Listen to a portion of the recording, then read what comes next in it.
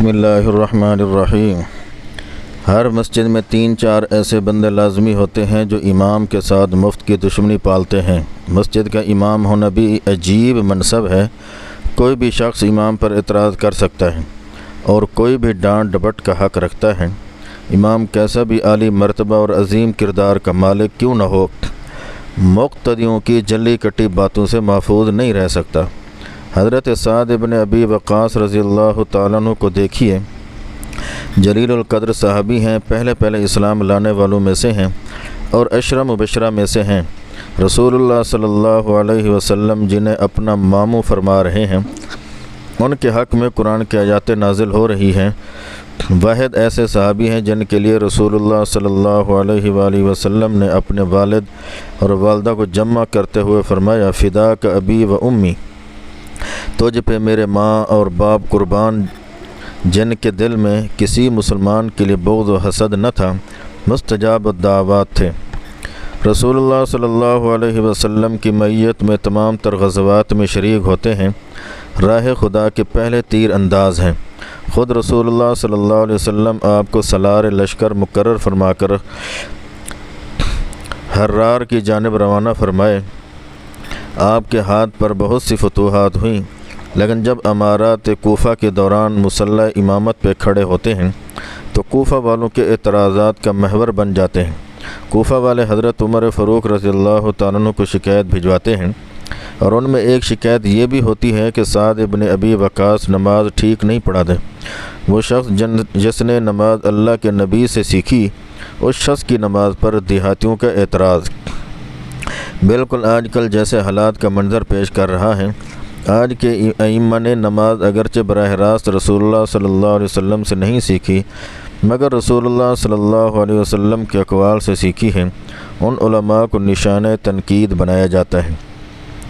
بہرحال جب حضرت سعد بن ابی وقاص کی شکایت حضرت عمر فاروق رضی اللہ تعالیٰ عنہ تک پہنچی تو حضرت عمر فاروق رضی اللہ تعالیٰ عنہ تحقیق کے حوال کے لیے کوفہ والوں کی طرف محمد بن مسلمہ اور عبداللہ بن ارقم رضوان اللہ تعالیٰ علیہم کو بھیجتے ہیں، جو ایک ایک مسجد میں جا کر حضرت سعد بن ابی وقاص کے بارے میں پوچھتے ہیں۔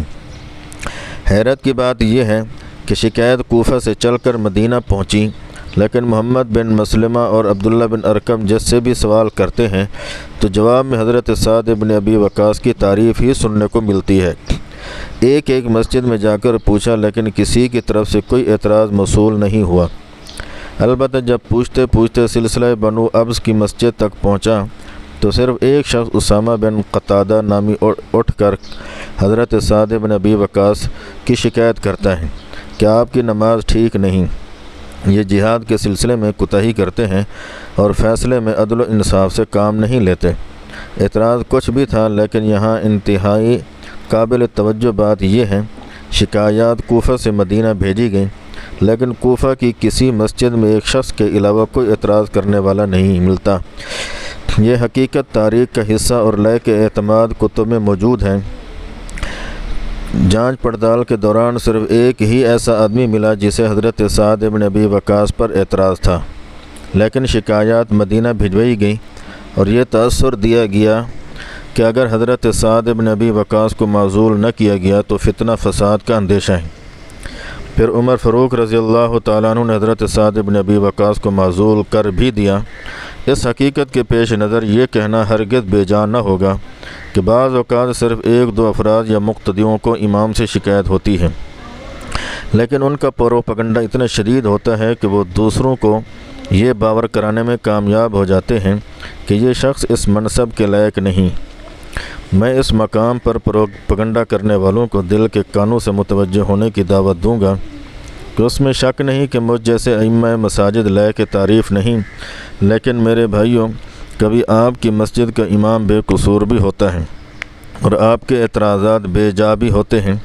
ایسی حالت میں اپنی انا کی تسکین کی بجائے اللہ تعالیٰ کی پکڑ سے ڈریے اور ذہن میں رکھیے، جب حضرت سعد بن ابی وقاص نے معترض کے ناحق باتیں سنی تو اپنے ہاتھ اللہ جل جلالہ کے دربار میں اٹھا کر یہ دعا کی، اللہم ان کان عبدک ھذا کاذبا قام ریاء وسمعۃ फ़अतिल उम्रहु व अतिल फ़क़रहु व अर्रिज़हु बिलफ़ितन। ऐ अल्लाह, अगर ये बंदा झूठा है, नाम नमूद की ख्वाहिश में उठा है, तो इसकी उम्र को लंबा कर, इसकी मोहताजी में इजाफ़ा कर और इसे फितनों में मुब्तला कर। वक्त गुजर गया, हज़रत साद इब्न अबी वक़ास माज़ूल भी हो गए, प्रोपगंडा जीत गया, लेकिन साद इब्न अबी वक़ास की दुआ अल्लाह जल्ल जलालुहु के यहाँ महफूज रही। और फिर लोगों ने देखा कि वो शख्स इंतहाई बुढ़ापे को पहुँचा, उसकी भवें आँखों पर गिर चुकी थी, रास्ते में खड़े होकर भीख मांगता और जब कोई औरत सामने से गुजरती उसके साथ छेड़खानी करता है। लोग कहते हैं, बूढ़े तुझे औरतों को छेड़ते हुए हया नहीं आती? जवाब में कहता है कि मैं क्या करूं, मुझ बूढ़े को साद इब्न अबी वक़ास की बद्दुआ लग गई।